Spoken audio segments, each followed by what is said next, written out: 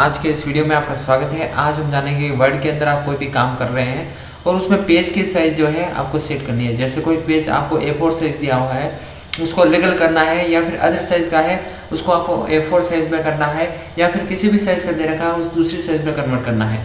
जैसा कि एग्जाम्पल के तौर पर अपन इस तरह की एक फ़ाइल खोलते हैं जिसमें ये जो मेरे पास फाइल पड़ी है, ये मेरे पास पड़ी है A4 साइज़ के सारे जो पेज है वो सेट है। जो ऑलरेडी सेट आते हैं वो A4 साइज़ के अंदर ही आते हैं बेसिक वर्ड में। तो अब मुझे ये लीगल पेज पे प्रिंट देनी है, यानी कि लंबे पेज पे प्रिंट देनी है। तो उसके लिए अगर मुझे प्रिंट देना है तो उसके लिए आपको यहाँ पर चाहिए लेआउट के यहाँ पर जाने के बाद आपको यहाँ पर साइज़ का ऑप्शन दिखता है। साइज़ में जाने के बाद आपको यहाँ पर पेज सेटअप का ऑप्शन दिखता है।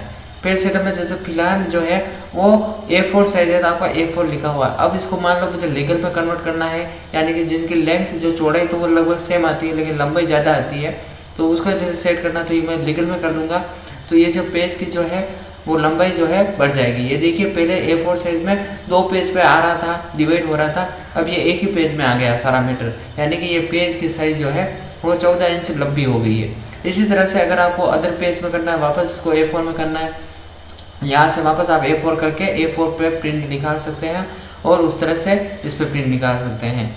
इसके लिए आपको अलग अलग पेज की अलग अलग साइज़ भी आपको दे रखी है और कस्टम आपको पेज की साइज़ सेट करनी है तो आप यहाँ से साइज़ सेट कर सकते हैं।